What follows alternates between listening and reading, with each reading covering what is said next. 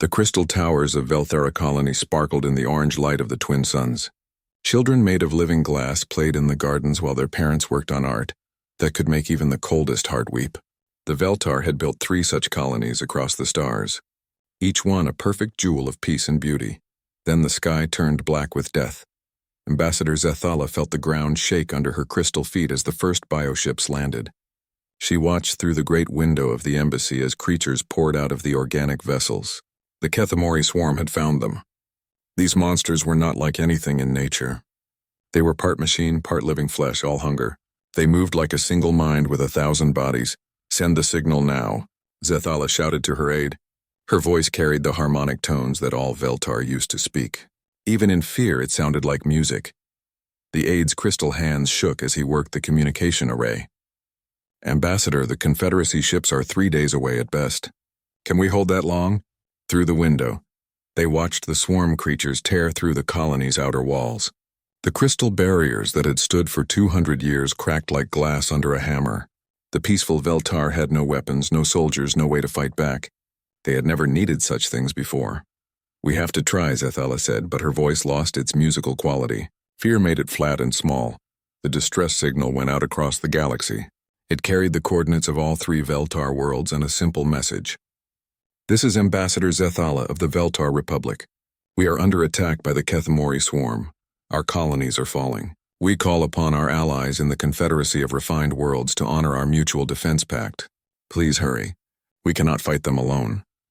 The signal traveled through space at the speed of light, then jumped through the hyperspace relay networks.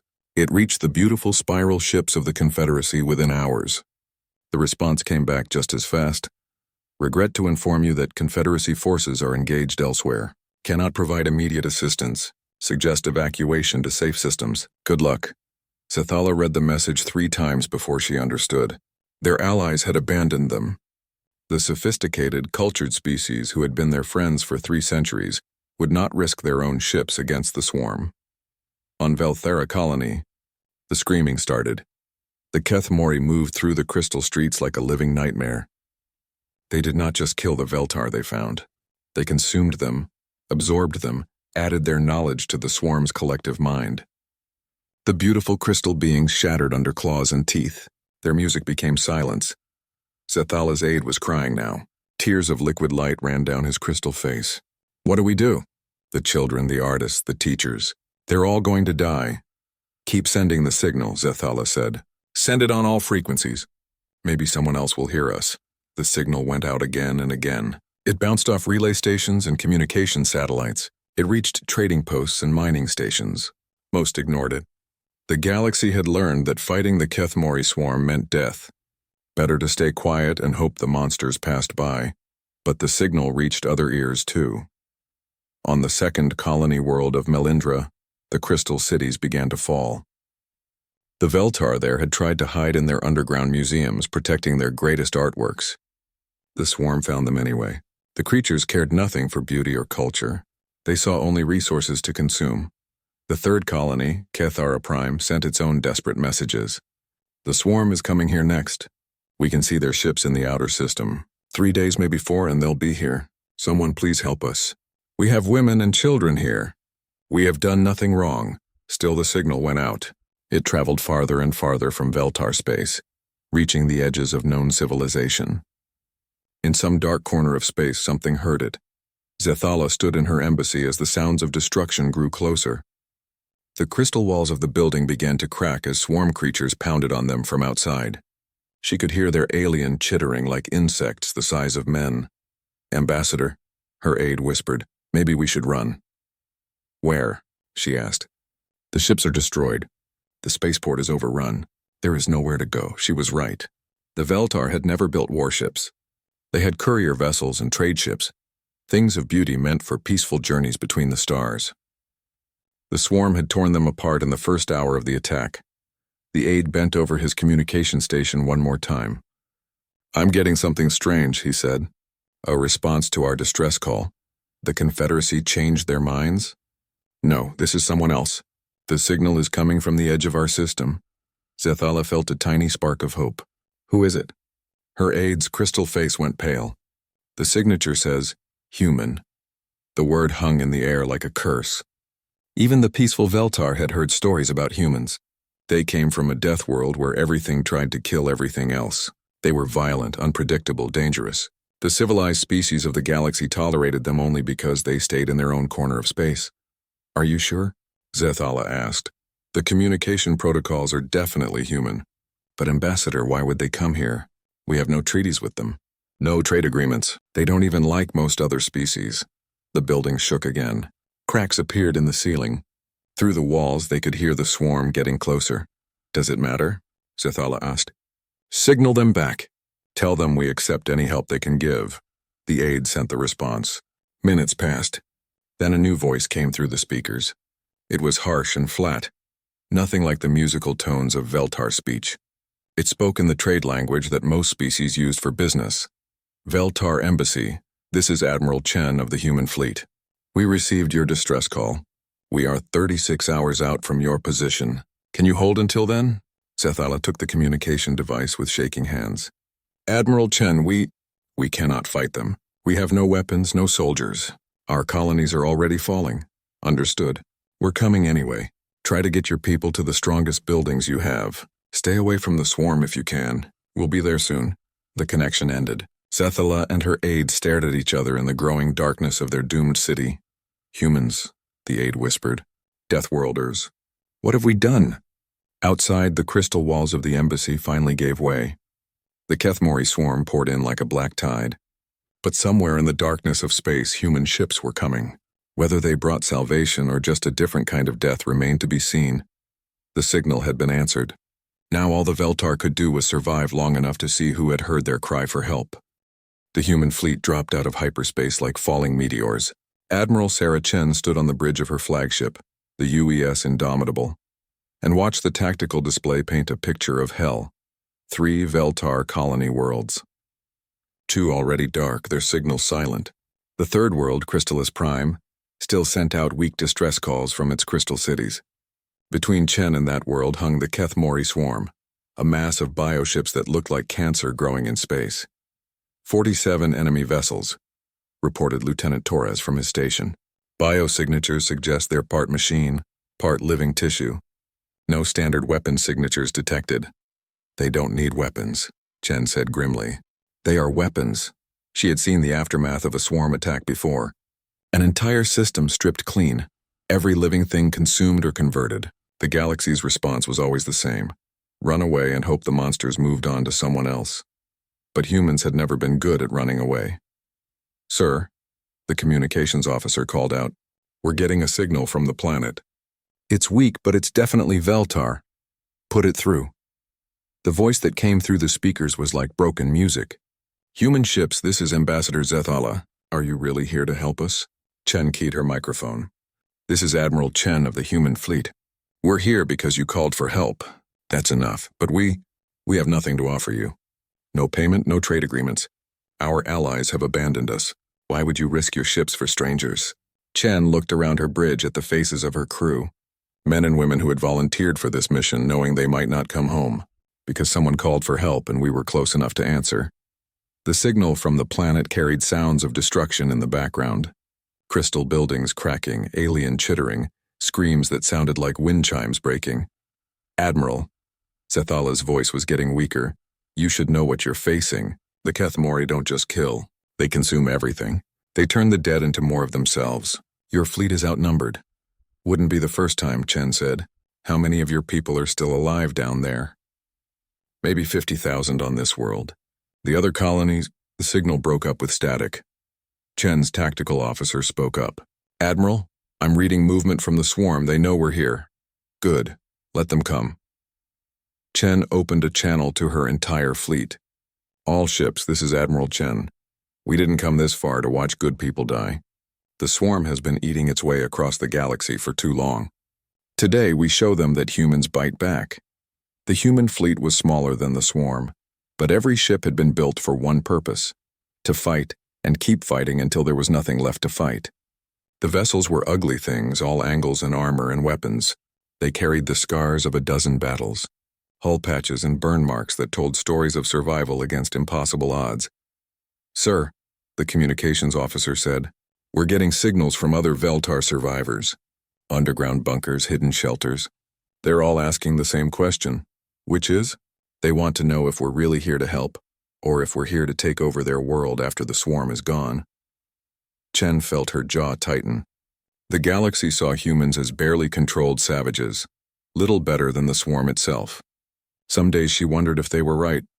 Tell them we didn't come here to conquer anything. We came here to stop a genocide.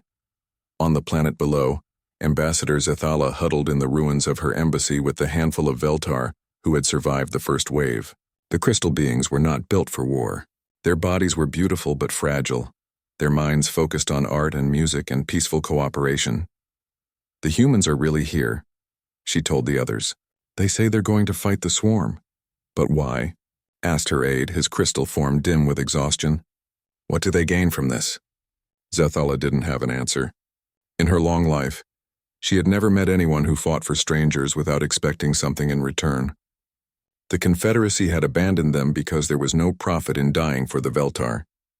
But these humans seemed different. Above them, the human fleet moved into position between the planet and the swarm. The bioships had noticed the newcomers and were turning their attention away from the dying world. Admiral Chen watched the enemy formation shift. They're curious about us, probably trying to figure out if we're worth the trouble. Orders, sir?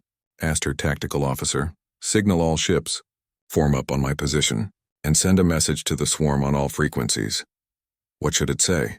Chen smiled, but there was no warmth in it. Tell them that the Veltar are under human protection now. If they want them, they'll have to go through us. The message went out across space in a dozen languages. The swarm's response came not in words, but in action. The bioships began to move toward the human fleet like a dark tide. On Crystallis Prime, the surviving Veltar watched the sky through broken windows and cracked crystal walls. Above them, two fleets faced each other across the darkness of space. One was a nightmare of living metal and corrupted flesh. The other was built by beings from a world where nightmares were just another Tuesday. Are they really going to fight for us? Whispered a young Veltar, her crystal body barely formed. Ambassador Zethala looked up at the stars where human ships waited to die for people they had never met. I think they are. The swarm moved faster now, eager to add human ships to their growing mass. But the humans didn't run. They had never been good at running away, especially when someone needed their help. In the cold space between the fleets, the first shots of the battle were about to be fired. The Veltar held their breath and waited to see what these Deathworld strangers would do for them. They were about to learn that when humans said they would help, they meant it, even if it killed them. Commander Marcus Torres had seen a lot of alien cities in his 20 years with the Marines, but nothing like the crystal spires of Crystallis Prime. Even broken and burning, they were beautiful enough to make him forget to breathe. Too bad the Kethmori were tearing them apart piece by piece. Touchdown in 30 seconds, the pilot announced over the comm. LZ is hot, sir. Swarm creatures all over the place.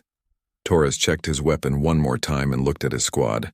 12 Marines, each one a volunteer for this mission. They knew the odds. Remember, people, these aren't human civilians. Veltar break if you handle them wrong. Gentle as you can, fast as you have to. The dropship landed hard in what used to be a crystal garden. Now it was a crater filled with debris and the twisted remains of swarm bioforms. Torres led his squad out into the chaos. The first thing that hit him was the sound. On most worlds, battle sounded like explosions and gunfire. Here it sounded like a symphony dying. Every time a crystal building fell, it rang like a bell. Every time a Veltar died, their final breath sang a note of pure sorrow. Contacts 2 o'clock called Sergeant Martinez. 3 swarm creatures came around a broken spire, their biomechanical bodies moving with inhuman speed. They looked like someone had crossed a spider with a tank and then given it too many teeth. The Marines opened fire. Plasma bolts lit up the crystal ruins as they cut the creatures down. But more were coming. There were always more. Torres to base, the commander spoke into his comm. We're at the first shelter. Going in now. The shelter was built into the base of a massive crystal tower. The door was made of some kind of grown material that looked like blue glass. Inside, Torres could hear voices singing. The Veltar were trying to keep their children calm with music. Hello in there, Torres called out in the trade language. This is Commander Torres of the human fleet. We're here to get you out. The singing stopped. After a long moment, a voice answered. It sounded like wind chimes in a gentle breeze. "Human, you came to help us?" "That's right. We need to move fast. The swarm is coming back this way." The door opened and Torres got his first close look at a living Veltar. She was about human-sized but made of crystal that caught and reflected light in impossible ways. Her face was beautiful and alien, with large eyes that held all the colors of a sunset. "I am Melandra," she said. "I speak for the 63 who shelter here. Can you really get us to safety?" Torres nodded. "We've got evacuation ships standing by. But we need to move now." What happened next surprised him. Instead of rushing to escape, Melandra turned to the others and began to sing. Not words, just pure notes that seemed to calm everyone in the shelter. The children stopped crying. The adults stood straighter. "She's telling them to trust us," explained Martinez, who had studied alien cultures. "It's a song of courage." Torres had been expecting panic, maybe people fighting each other to get out first. That's what humans did in crisis. But these crystal people moved like they were dancing, each one helping another, no one pushing or shoving. "Sir," his radio crackled. "We've got incoming. Big group of swarm creatures heading your way." "Copy that. Everyone out now." The evacuation became a running battle through the crystal streets. Torres and his Marines formed a protective circle around the Veltar civilians, fighting off swarm attacks while guiding their charges toward the landing zone. The crystal people were impossibly fragile. A human could survive a fall that would shatter a Veltar into pieces, but they were also brave in ways Torres had never seen. When one of the children fell behind, an elderly Veltar turned back to help, even though swarm creatures were closing in. "I've got them," Torres said, scooping up both the child and the elder in his armored arms. They weighed almost nothing, like holding sculptures made of air and light. The evacuation ship was a human medical vessel, designed to handle different types of alien biology. The Veltar stopped at the entrance, staring at the ugly metal corridor inside. "It's safe," Torres promised. "My people know how to take care of you." Melandra was the last to board. Before she stepped inside, she turned to Torres and did something that surprised him. She reached out and touched his armored hand with her crystal fingers. "Why?" she asked. "Your people could have stayed away. You could have let us die like everyone else did." "Why did you come?" Torres thought about his homeworld, Earth, a place where everything tried to kill you from the moment you were born, storms that could level cities, animals that hunted in packs, diseases that could wipe out entire populations. Humans had learned early that the only way to survive was to protect each other. "Because that's what you do," he said finally. "When someone calls for help, you answer." On the command ship, Admiral Chen was coordinating evacuations across the planet while fighting off swarm attacks. Her fleet was outnumbered 3-1, but the human ships moved like a pack of wolves, covering each other, striking hard and fast. "Admiral," her communications officer reported, "we're getting thanks from the Veltar. They're calling us heroes." Chen almost laughed. Heroes. The galaxy had spent decades calling humans barely civilized savages. Now suddenly they were heroes because they were willing to die for strangers. "Sir, we've got a problem," her tactical officer said. "The main swarm fleet is moving toward us. 47 ships. They'll be in weapons range in 4 hours. Chen nodded. She had known this moment would come. The swarm would test the humans, see if they were really willing to fight a losing battle for people they barely knew. "Signal all evacuation teams. Double time it. And get me a channel to the planet." A few minutes later, Ambassador Zathala's voice came through the speakers. She was in one of the last shelters on the planet, waiting for her turn to be evacuated. "Admiral Chen, what's happening up there?" "The main swarm fleet is coming," Chen said honestly. "We're going to fight them, but I won't lie to you. The odds aren't good." "Then leave," Zathala said immediately. "You've saved so many already. Don't throw your lives away for the rest of us." Chen was quiet for a moment. "Ambassador, do you know what a death world is?" "A planet where everything tries to kill you." "That's right." "And do you know what it teaches you?" "No." "It teaches you that the only way to survive is to never abandon your own. And right now, Ambassador, you're ours." The channel went quiet except for the sound of crystal buildings falling in the distance. When Zathala spoke again, her voice carried a note Torres would have recognized, the sound of someone learning what courage really meant. "Admiral," she said, "if you're determined to fight, then we'll do what we can to help. The Veltar may not be warriors, but we know our own world. We can guide your people to the survivors faster." Chen smiled for the first time in hours. Now you're talking like a human. The evacuation continued as the swarm fleet drew closer.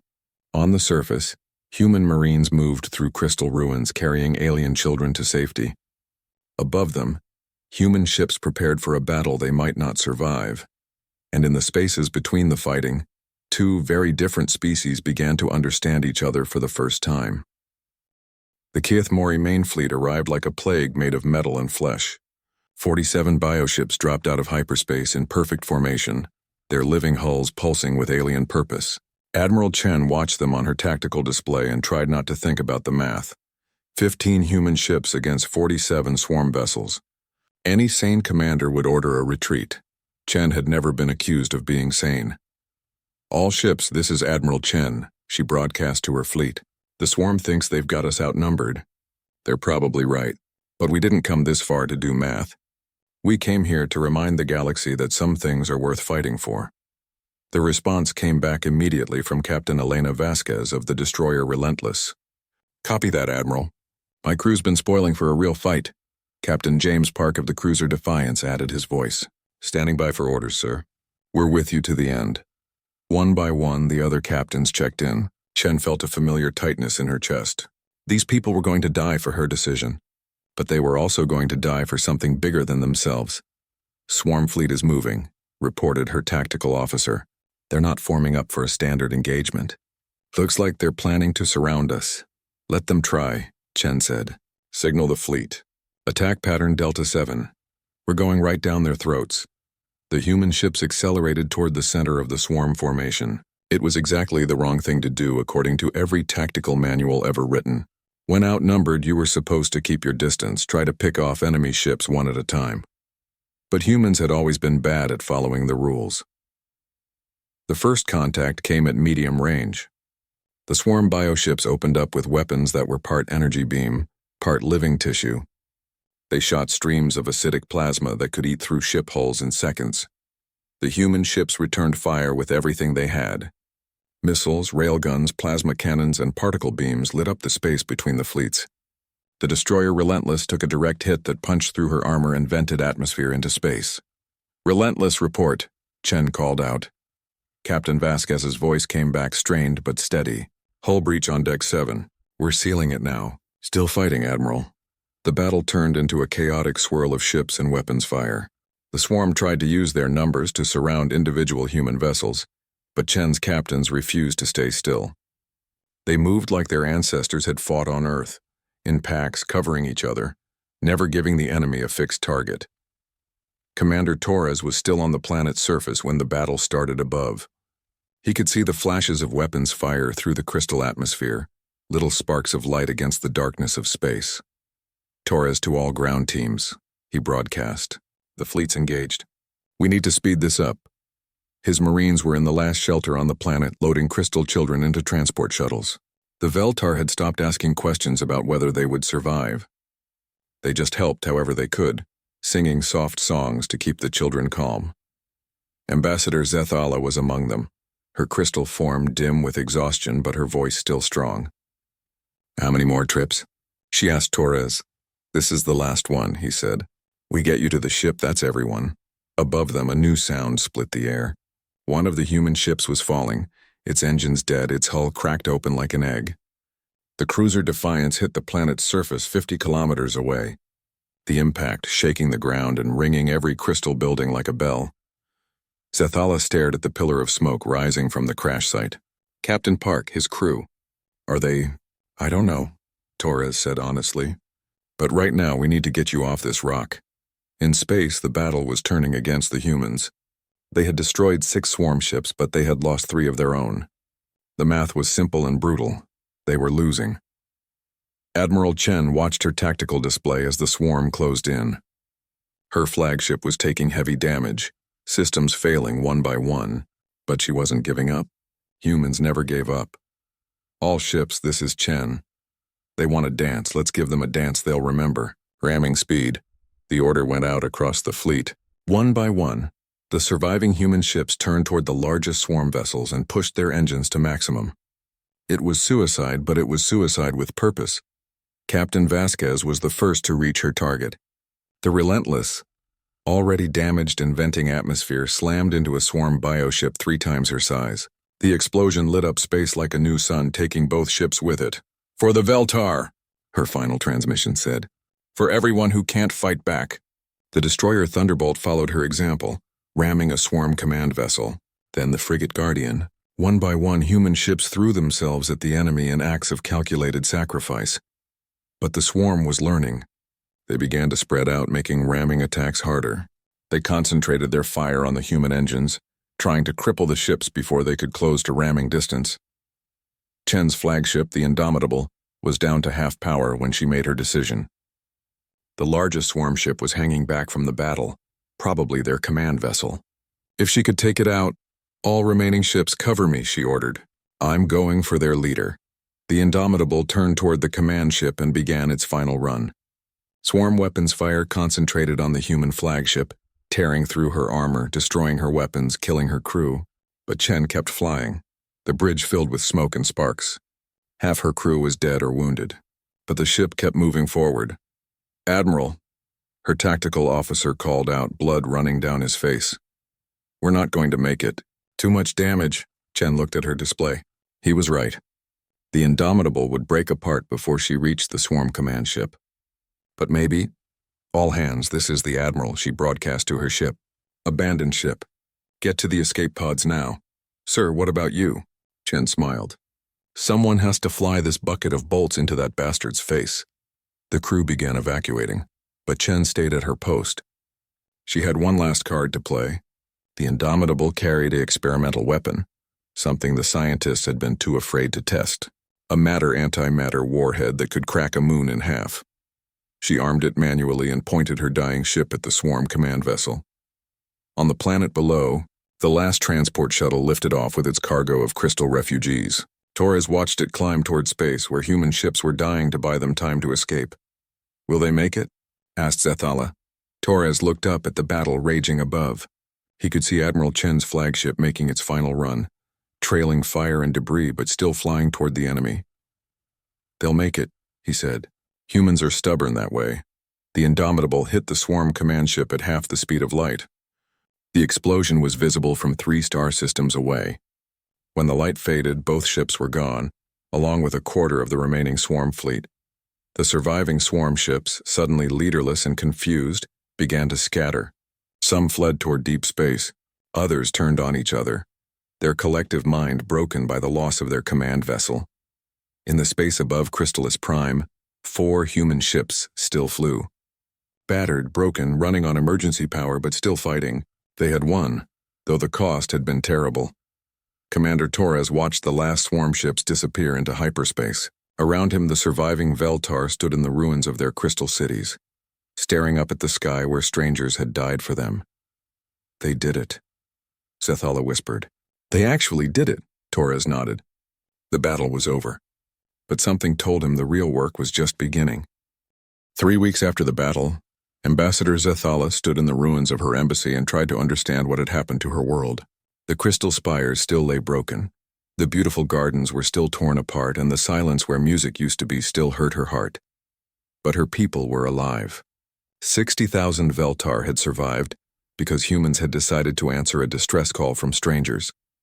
Commander Torres found her there, picking through the debris of what had once been her office. He moved carefully among the crystal fragments, his heavy boots making soft sounds on the broken floor. "The last of the rescue operations are finished," he told her. "We found another 100 survivors in the deep shelters. The medical ships say they'll all recover." Zethala looked up at him. The human's face was tired, marked with scars from the fighting, but his eyes were kind. "What about your people? How many did you lose?" Torres was quiet for a moment. 7 ships, 3,000 crew members. "Admiral Chen," he paused. "A lot of good people, for us," Zethala said softly. "They died for people they had never met." "They died for what was right," Torres corrected. "There's a difference." The human rescue operations had been going on around the clock since the battle ended.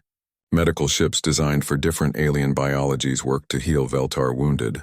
Engineering teams helped clear debris and restart basic systems. Most surprising of all, the humans had brought supplies: food, water, shelter materials, everything the survivors needed. "Commander," Zethala said, I need to ask you something. Why did you bring all this aid? We have nothing to pay you with. Our trade agreements were with the Confederacy, and they abandoned us. We are refugees now, dependent on your charity. Torres sat down on a piece of broken crystal that had once been a work of art. You know what the funny thing is? Half the galaxy thinks we're monsters, barely civilized savages from a death world. But you want to know what we learned growing up on that death world? Sethala nodded. We learned that the strong protect the weak, not because they have to, not because they get something out of it, but because that's what makes you strong in the first place. Torres looked around at the broken city. Your Confederacy friends, they're civilized, right? Cultured, sophisticated, advanced? Yes. But when you needed help, where were they? Sethala had no answer for that. Captain Morrison of the human medical ship Sanctuary found them as the sun was setting. She was a small woman with gray hair and the kind of face that had seen too much suffering, but never stopped caring. Ambassador, she said, we need to talk about the long term. Your world is habitable, but it'll take years to rebuild. We've been in contact with other human colonies. Several have offered to take Veltar refugees. You would do that? Sethala asked.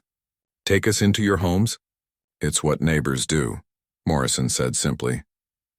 Over the following days, Sethala learned more about humans than she had thought possible.